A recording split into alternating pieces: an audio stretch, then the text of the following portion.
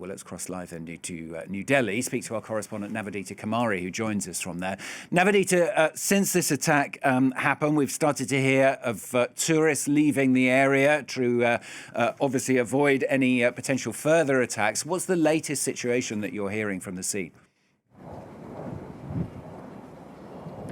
Yes, absolutely. There have been several flights going out of Kashmir taking tourists, and special flights even have been arranged.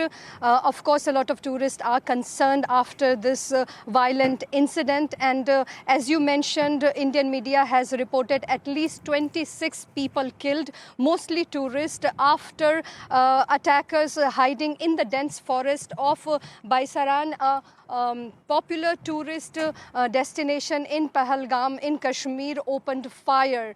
Eyewitnesses have said that the attackers were especially targeting men, and that too non-Muslims.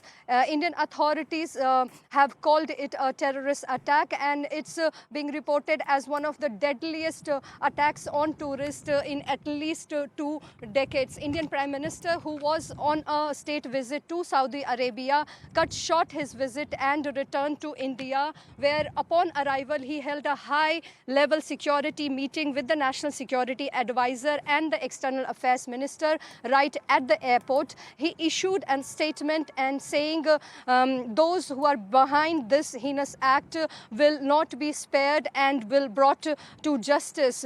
He also said our resolve to fight terrorism is unshakable. And India's Interior Minister Amit Shah is in Kashmir taking a stock of the situation, where it is expected that the death toll might increase as several critically injured victims are being treated at local hospitals, while the Indian media has also reported that a terrorist group called the Resistance Front and an offshoot of Lashkar-e-Taiba, that's one of the most wanted and Pakistan-based terrorist group, has claimed the responsibility for the attack, and right now a massive manhunt is underway looking for the attackers.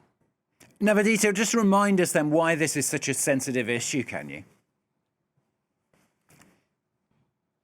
Oh, for more than 7 decades, Kashmir has been at the heart of a bitter rivalry between nuclear-armed neighbors India and Pakistan. The conflict began after India's independence from Britain and partition that led to the creation of Pakistan in 1947.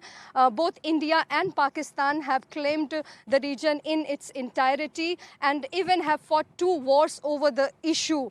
And Kashmir became and reached a critical point in the 1990s after an armed separatist insurgency began there with rebels demanding either independence or a merger with Pakistan. And the violence that followed has claimed tens and thousands of lives, including both civilians and security forces. And to date, Kashmir remains one of the most militarized regions in the world. And to make the matter more complex, India's another major rival, China, also claims part of Kashmir. So Kashmir is one of the most contested regions in South Asia. And for India, it's a matter of high importance and sensitive, highly important and sensitive, because both strategically and politically.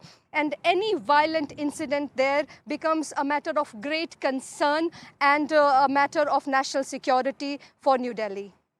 Navodita, thanks so much. Navodita Kumari joining us there live from New Delhi.